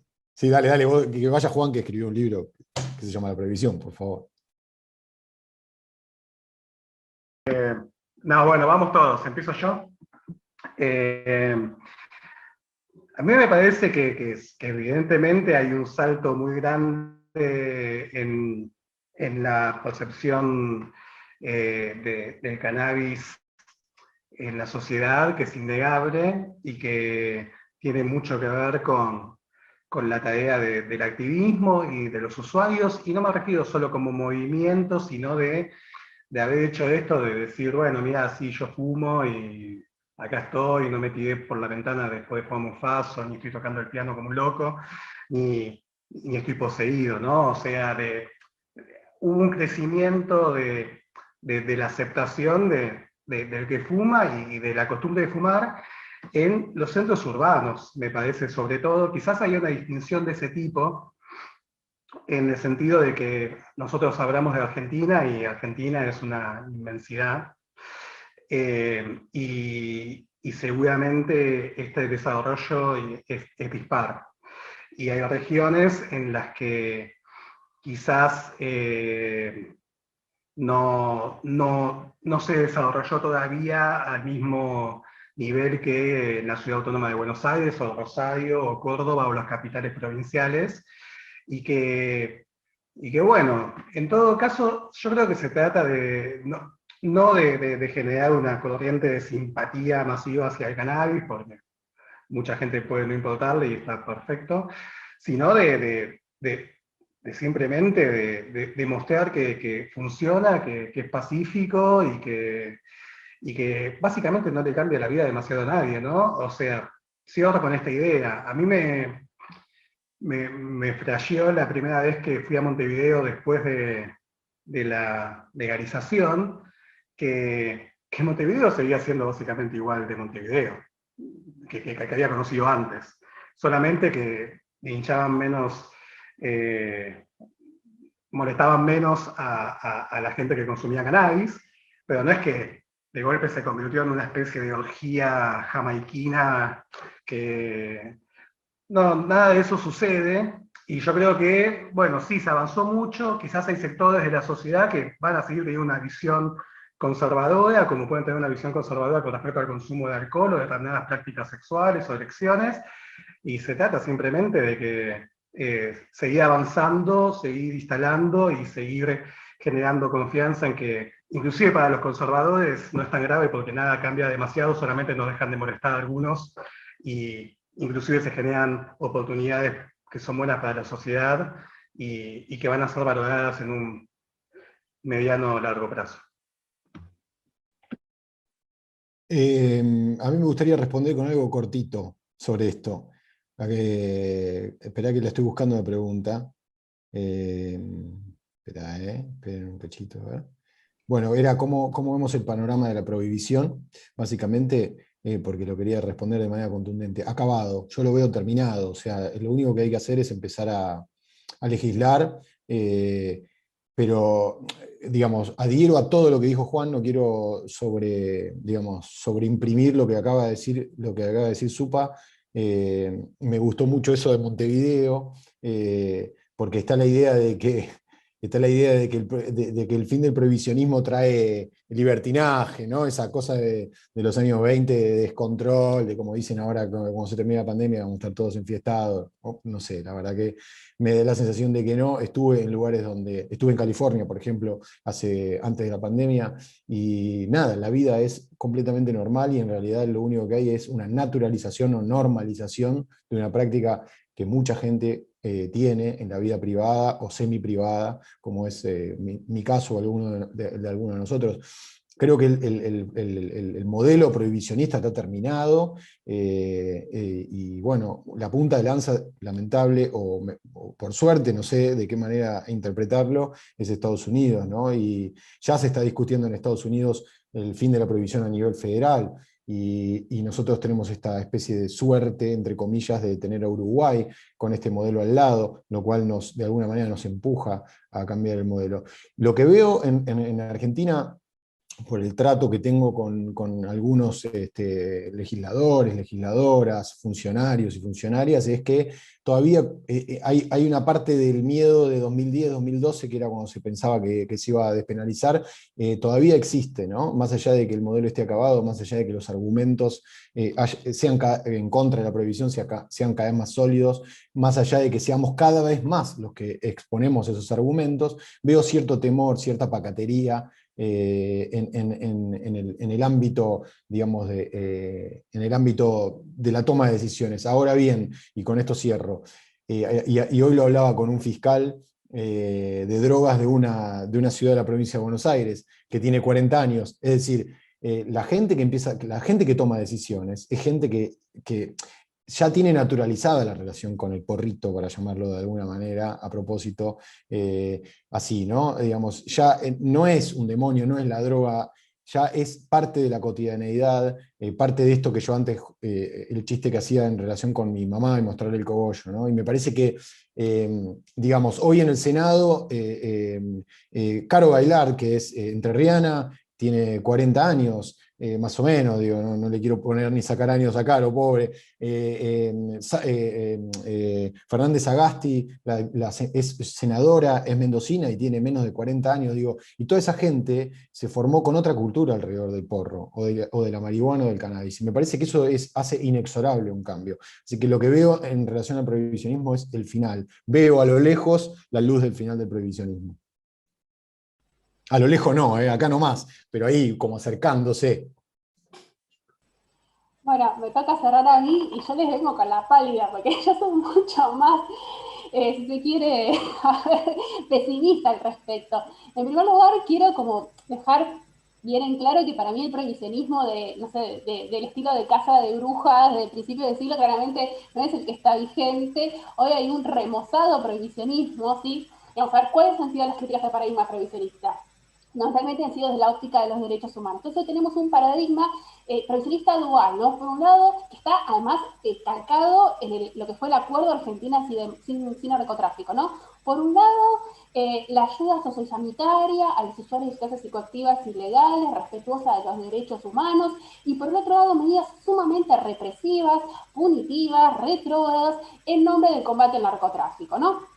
Entonces tenemos un prohibicionismo que está completamente vigente. Y además hay que tener mucho cuidado, porque cuando se habla de modificación del paradigma prohibicionista, no estamos hablando solamente de regulación integral del cannabis, ¿no? También tenemos que pensar en la vetusta, ya no tiene ningún tipo de calificativo ya posible, la ley 23737, ¿no?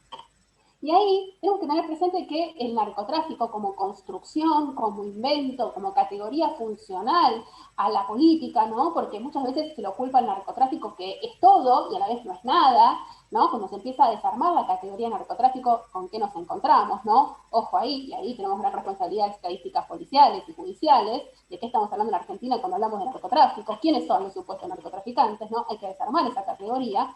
Entonces, también, ¿no? Esta categoría es muy funcional y la guerra contra las drogas es muy funcional también a las campañas políticas y ciertos discursos políticos que tienden a, digamos, culpar a la droga y a determinados sectores de todos los males sociales. Entonces tenemos que continuamos teniendo que la aplicación de la ley 23737 tiene como principales blancos a los usuarios de sustancias psicoactivas ilegales y por otra parte a mujeres, ¿sí? También, ahora también, pero también en porcentaje cada vez mayores a mujeres que venden o transportan drogas en pequeñas cantidades, ¿sí? Que no suponen, y también a personas trans, ¿sí? Que no están prácticamente en su totalidad presas por presencia de drogas, que transportan o venden drogas en ínfimas cantidades, ¿sí? Y cuyo encarcelamiento no supone absolutamente ningún daño al crimen organizado, ¿no? Entonces, hay que tener presente que ¿de qué estamos hablando cuando hablamos de la caída del régimen prohibicionista del control de sustancias?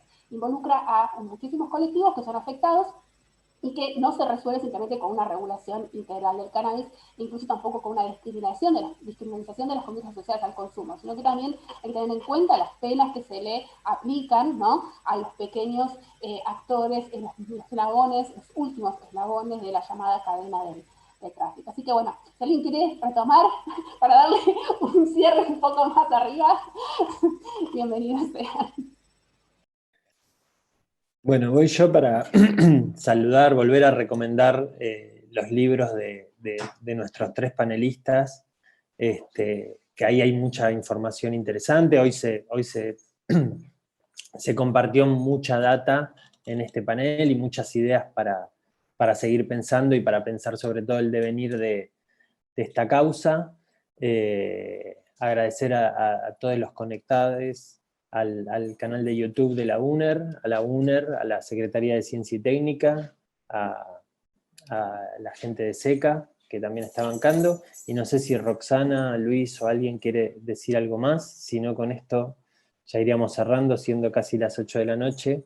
Agradecer nuevamente a todas y todos, y bueno, estaremos compartiendo más o menos en un mes una nueva charla de este ciclo, ¿no? Sí, me sumo a tus agradecimientos, Emiliano, y bueno, la verdad que estoy, o sea, ya venía fascinada, sigo más fascinada. Un lujo, la verdad, que tenerlos. Agradezco muchísimo el tiempo, la humildad que tienen para poder contar, compartir los conocimientos, las experiencias, sus recorridos, sus tránsitos. Eso es recontravalorable. Me parece que la mayoría de quienes estuvimos escuchando quedamos con esta sensación de que queremos un poco más. Así que, bueno, creo que justamente el camino a la diplomatura está siendo interesante. El próximo encuentro es en junio y nos vamos a estar organizando de la misma manera.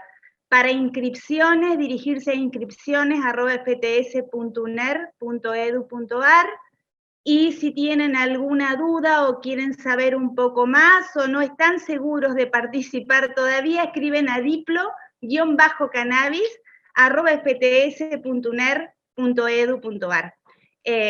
Quienes estamos aquí presentes, Verónica y yo, Roxana, somos las que estamos contestando los correos y bueno, y si por ahí no sabemos algo, recurrimos a Luis y Vicky, que están ahí de salvavidas con nosotros. Muchísimas gracias. No tengo más nada que agregar a tan excelente mesa de trabajo.